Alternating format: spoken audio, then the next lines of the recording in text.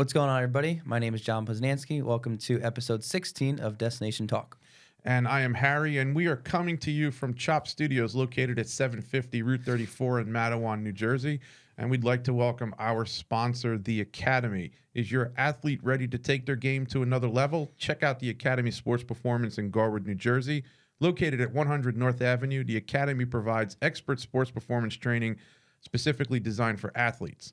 To sign up for a free trial class, check out their website at www.academysportsnj.com, on Instagram at academysportsnj, or you can reach them on their tech support line at 908-540-6936. And today we are happy to have with us Mike Arhoro from Boardman, Ohio, a graduate of Boardman High School. He attended Saginaw Valley State University and then transferred for his final year to Davenport University. Mike, welcome to the show. Thank you for being on Destination Talk with us. How you doing today? Doing great. I really appreciate you guys having me on. No, appreciate you responding to my message and wanting to be a part of this, and we're glad you're here. We enjoy talking to athletes and hearing about their stories and their journeys and how they got to where they are. And so from there, I guess just adding, if you can add to what I just mentioned in regards to your little bio and intro, tell us a little bit more about yourself. Yeah, I think athletics has always been a really big part of my life. I think being from the Youngstown, Ohio area, that's something that a lot of us pride ourselves on. It's a blue-collar area. Wrestling and football are big. Those are the main two sports I competed in. Just kind of briefly in high school, wrestled at CVCA and played football there my freshman year. I started on varsity at quarterback, so that was a baptism by fire, as you'd say. We weren't very, very good, but it was a lot of learning lessons there. Then went to the wrestling season, and that's kind of what the school is known for. Coach Dave Bergen produced some top-level talent. Nathan Tomasello, national champ at Ohio State. Jordan Decatur wrestled at Ohio State. Jacob Decatur, national champ Division III, also wrestled at Ohio State. So and that's just recent. They've had a ton more talent. So I got to learn a lot of lessons from them, just kind of the fellowship too. And being at a private Christian school is a really cool experience. Kind of the brotherhood and fellowship there was such a cool experience that I hadn't really experienced prior to that. And then after that, I kind of dealt with some neck injuries, decided that football was the route I wanted to go in college, and that just wasn't the best platform for that. I ended up transferring back to Boardman High School. That's where I finished out. I ended up placing fifth in the state my senior year in wrestling. My junior year, I busted weight, so I wasn't able to compete in the state tournament. And then football had a good career. Went on to play at Saginaw Valley State, which was pretty interesting, and we can kind of get into that as we go on. But just committed to a coach. A month after I signed, he leaves, so a whole brand new coaching staff. Then you finish up your first year as a redshirt.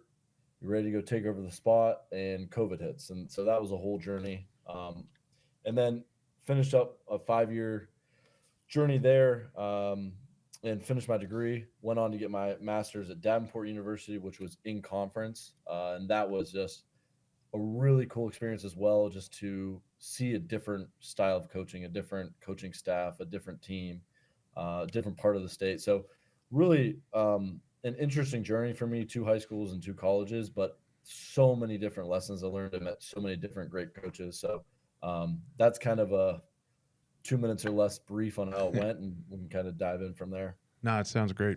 Yeah, can you talk a little bit about how wrestling and football complemented each other in your athletic development as a whole? Yeah, no, that's a great question. I think that, the NCAAs right now are going on for wrestling. And it is, if you're into wrestling, it's the greatest event of the year. And I played college football. I did not compete in wrestling in college, partially due to my neck injuries, but wrestling is such a foundational sport for your mind. There's so many physical benefits in terms of conditioning and strength and body pliability and positioning and things like that. But specifically for your mental toughness and playing the position of quarterback in football, when I'm in hard situations, they're not as hard because of what I went through on the wrestling mat. And I think then even running the football as a running quarterback, the physicality and toughness that came from the sport of wrestling really transferred over onto the football field. And then even the leadership side of things, when your O-line looks at you in the huddle and it's 3rd and long, or it's a 4th and goal on the goal line and you're down to score, they were able to have faith in you because you had that toughness in your game, and that all spurred from wrestling. So I think, and then even the hardships of being a football player and a quarterback and the mentally, then that also helped and aided wrestling as well. But I really think wrestling is a tool that I would recommend every athlete to pursue, because the mental side of things is just, it's paramount. Yeah, Yeah. that's something you can certainly talk to. Yeah, 100. I can 100% agree. I mean, I just finished my college wrestling career at Rutgers, and yeah, it's definitely brought my life to a whole different perspective just from years of wrestling through high school and college. So I know exactly what you mean. I played football up till Pop Warner in 8th grade. So, Mhm. but I was always just wrestling kind of thing. I never played other sports, but I know exactly what you mean. I know a lot of linemen in football, talk about how they wrestled. Right. A couple NFL players I know, I've heard stories about that too. So It's the hand battles. yeah. So definitely, wrestling is a sport that can teach you a lot of things from other sports and in life. So I agree there. No, some of the guys I've even trained, football players, have said they wish they had wrestled because they would have gotten some of that combative action, sort of speaking, that you guys get in wrestling. So, Mike, you were a quarterback. true. So, how did you end up being a quarterback? Why that position? Yeah, no. So growing up, I was a running back really and receiver. Just flag football is when you're younger, you're not throwing the ball, so you just kind of go to the position where you get it a lot, which was running back. Going into high school, I'd done a little bit of quarterback stuff in flag, but not anything to really have a resume for a quarterback on. There was an opening at the position at Cuyahoga Valley Christian Academy. There was a senior who was more of an athlete that was trying to do it, and then I had a good arm, and I was smart and had a good football IQ. So we're like, hey, try it out. So we're going through the June July period, which is that preseason, and I really started to kind of catch on to the position. Now, something even after graduating this past year that I'll always say is I wasn't a quarterback playing football. I was a football player that played the position of quarterback. And I think that's a big difference, because you have some of these quarterbacks that are just kind of prima donnas and kind of soft, and they're not football players. Um, but that being said, I started playing my freshman year, and after game one, I was like, all right, you kind of got a knack for this. Let's like keep trying it out. And again, we weren't very good. So like when I say I was on varsity as a freshman, it's not like there's this huge accomplishment. We were not a good football team. So I just want to make sure that that's clear. But it was a great learning lesson though, because I'm on this bad team, but I realized like, wow, like we're gonna be as good or as bad as I play. So it's the Jocko Willink like extreme ownership mindset. It's Right. I can either take ownership on, oh, he ran the wrong route, or it's like, oh, I should have been working with him this week and getting them on the same page as me. And then from there, I think that built my leadership. But kind of back to the original question, how I got into it, it was more of just there was an opportunity, and I was able to seize it and really make the most of it. And it ended up really working out for me. So I'm happy I did. Yeah, what was that realization where you said you could play at the collegiate level? Yeah, I think part of it, and you could probably attest to this from wrestling, especially wrestling in college at the Division One level. It's just there's moments where like you make a play and you're like, oh, I can do this. Like I have that confidence now. Or, and I think it was early on in my freshman year, like playing against some of these older guys and being like, they're not better than me. Like I can do this at the highest level, and just having that belief of, oh, I can do this. This is fine. And I think that just built and built and built. And then when I transferred back home and to Boardman, that was a big part for me, because they just made the playoffs, and the quarterback from the year before was returning, and he was going to be a senior. And so it's like, all right, I got to go beat this kid out. And then going through the process of that quarterback battle and ended up winning the job.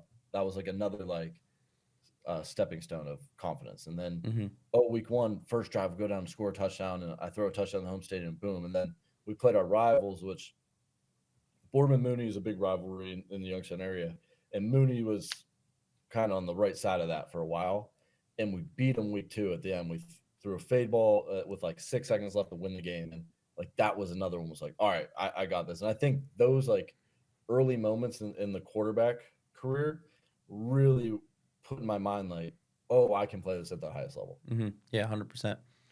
So, Mike, one of the questions that we get a lot from our viewers and listeners is about the recruiting process. People that watch our show and listen to it are athletes, parents, and wanting to know a little bit about it. You had mentioned that you were at two different colleges. So, can you speak to what your recruiting process was like, and maybe offer a little bit of advice to those who are about to go through that process themselves? Yeah, I think authenticity is a huge part of it. Um, and just being respectful. I mean, I can't think of how many times there's like a Division 3 coach, for example, and you're not really interested in that, but I was super nice and polite and all these things. And a month later, he gets a D1 job. Right. And I've seen so many guys just burn bridges because they're like, oh, I don't care about that school. And then he goes to the school you really wanted to go to, and now he has nothing good to say about you. So I think that's one. I think two, of understanding like not everyone's going to go to the NFL if it's football. Not everyone's going to go wrestle in the Olympics if it's wrestling. So the biggest thing is make sure my grades are right because especially at the Division 2 level, there's not 80 full ride scholarships. Right. There's 36. So they're splitting those up in certain ways. So if you can get your academics right, not only do coaches can look at you and be like, oh, this guy's well rounded, has it all together, but two, now you can get academic money and you get school paid for. Mm-hmm. And now they don't have to give you a bigger athletic scholarship, and now your team can be better. And like it's just a domino effect of these secondary and tertiary effects from that. But it all spurs from can you handle yourself in the classroom? And I was not a 4.0 student or anything, but I had good enough grades to get some academic money and things like that. So I think kind of breaking it down is just being super respectful to coaches, being authentic and just truly showing like who you are. And then getting your grades done. I'd say the last thing then too is they're gonna call your athletic trainer, they're gonna call your science teacher, your math teacher, they're gonna call all these other people you work with. So if you're not treating the other people in the building that you're operating in well, they're gonna find out. And again, that's not someone they want to bring into the culture that they're trying to build because Mm-hmm. building a culture is one of the hardest things to do at that level, especially now with the transfer portal and all these things. So you've got to make sure you're someone that is going to be a net positive for that program and not a net negative. Yeah. Following off of that, can you talk a little bit about how you balanced academics, athletics, and your social life between going to different schools and that whole journey of yours so far? Yeah, it's a great question. I think you hear when you come in. I don't know if this is how it was for you, but they always say your first semester is the hardest. And it's not because the coursework's the hardest. It's because now you don't have a math teacher that's going to email your mom if you didn't do your homework. You're on your own a little bit. Now you have some tutors set up in college athletics kind of help you in that front. So that's nice, but it's just getting your time right. And again, like I was not a 4.0 guy, but having the discipline to say, okay, I'm going to set aside 2 hours on Wednesday from 5 to 7 to get X amount of work done or work on this class or just schedule out my week. And just learning how to kind of compartmentalize your week into sections of, all right, this is for school. This is so I'm going to go do extra weight room training, or I'm going to do extra throwing with these guys, or certain things like that. It's all about getting your schedule in order. I think the more chaotic your schedule is in terms of not having everything scheduled out, the more likelihood there is of failure. And I've seen so many guys with so much talent come in and not make it because of really not being able to do things in an orderly fashion. And again, like if you're trying to go and hang out with your friends on the weekend or go and you got a girl and you want to go hang out with her and certain things like that. Yeah, like your schedule's going to allow for that, especially out of season. But you've got to make sure you get what you need done when you can. And again, I referenced the Jocko Willink extreme ownership thing, like getting things done early in the morning. Like, all right, wake up early and go get things done. And then now you have the freedom, like discipline equals freedom thought process. Mm-hmm. Now you have the freedom to do whatever you want the rest of the day. So I think that helps a lot on that front. Yeah, balance and organization. That's what for me. I'm very structured and organized all through, even my life now, even after sports. But being able to stay organized through your athletics makes everything a lot easier as you go. So, Yeah, you're like that, and I do that. You laugh at me. maybe sometimes. Yeah, I think, Mike, one of the biggest challenges that a lot of high school athletes face, especially when they're going into college, is if you're a fall sport athlete, it's that's baptism by fire. You're moving in practice, games, before you know it, it's the holidays, the first semester's over, and you don't know what happened to you. Mm-hmm. So I think that's important, is to kind of have that balance and understanding that it's not high school anymore. Mm-hmm. Yeah. So take us through when you were going through a game week as far as getting ready for an opponent. How would you go about preparing yourself for that? So I think football is kind of interesting, and I think all sports, but the scheduling kind of changes how your preparation can be. I was lucky that, and I think this is the best way for a university to schedule their programs is do everything in the morning. So we'd practice just on average for the week, you're practicing 9 to 11, and now everything's built around that, right? So you have to have one day off a week with the NCAA. So Monday was our day off. Um, so what I was doing as a quarterback, obviously you're not taking a day off. So we're going in voluntarily, uh, probably watching film for about 3, 4 hours. It's really just an overall, like we're going to put on a game and watch a whole game and then maybe a little bit of another game, just get a feel for your opponent. Then and this was Davenport Moore. We go back then that night. And again, there was a voluntary meeting, which you know how it is. If you're competing at a high level, you're going to go to those things. And there was a scouting report usually ready that some of the players were going player led, and we're going to talk about some of the opponents that we're looking at, things like that. So that was Monday. You're probably spending 4 to 5 hours at the facility watching some film, getting a broad overview of your opponent. Tuesday, like I said, we're practicing 9 to 11, so you're probably in around 6 a.m.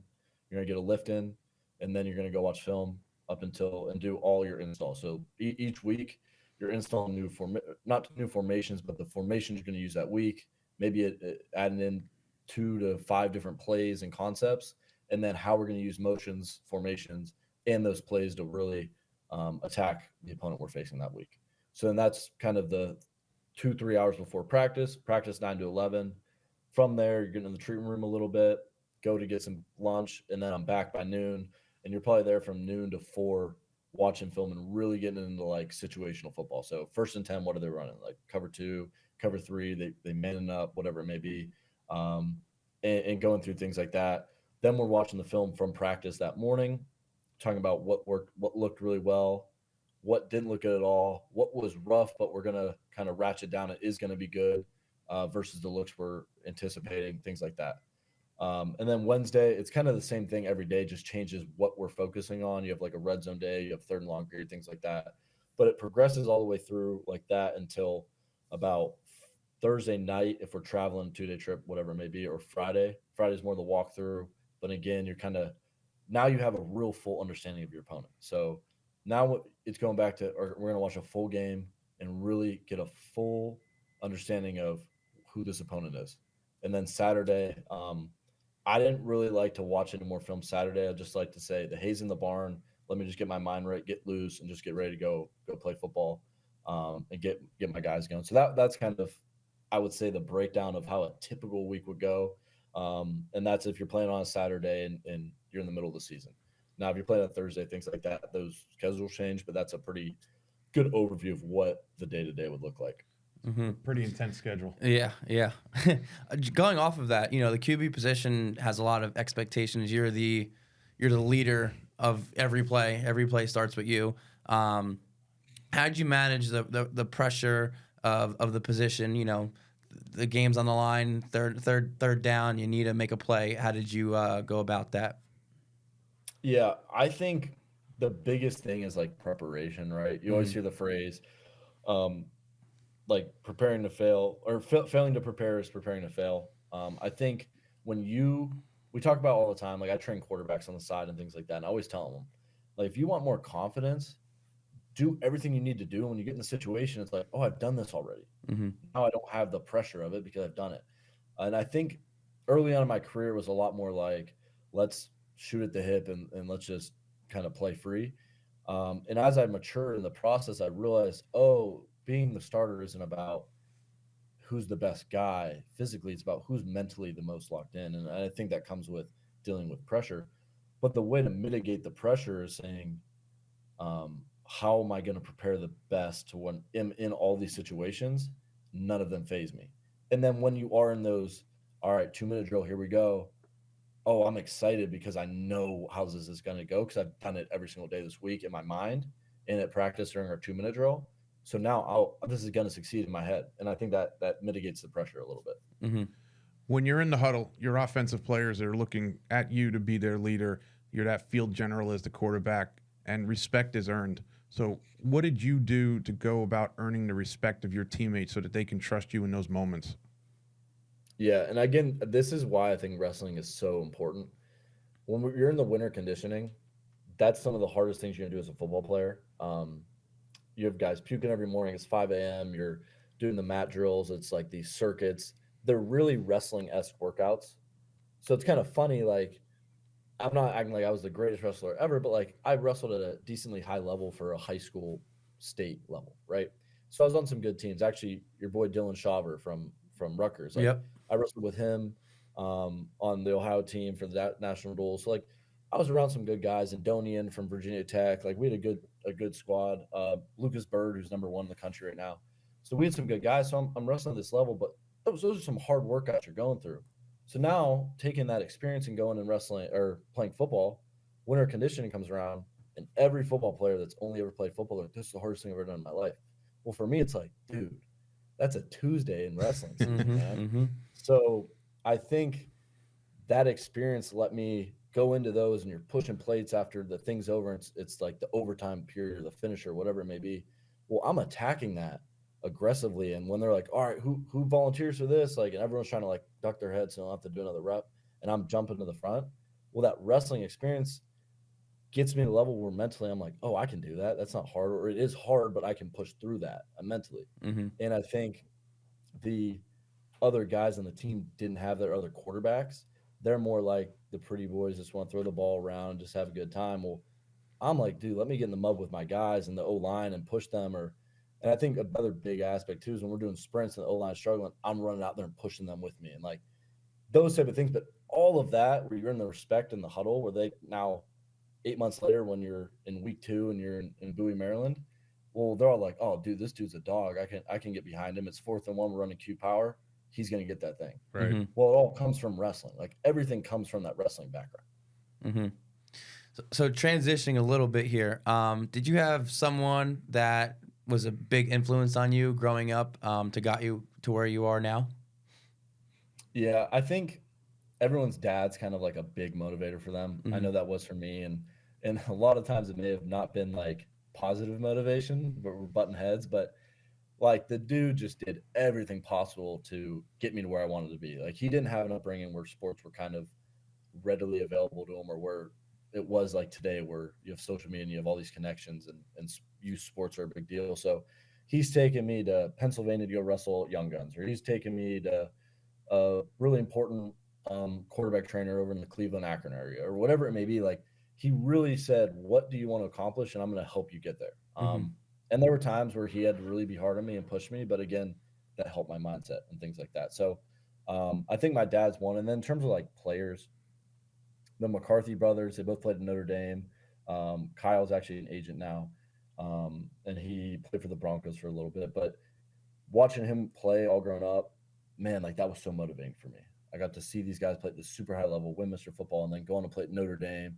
Like that was huge for me. And then from a wrestling sense, like even smaller guys like Andy Dobbin wrestled at a high level in Division II in college.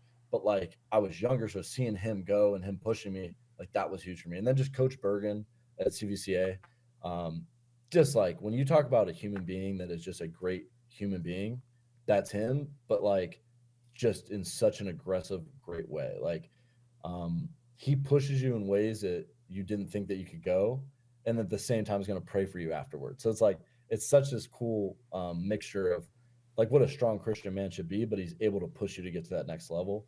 And I think a lot of those things I learned at CVCA helped me in my life and pushed me to be a good athlete. So, Mike, nutrition, rest, and training are three components to success. Can you speak a little bit to how you managed all three of those to find success on the field as well? Yeah.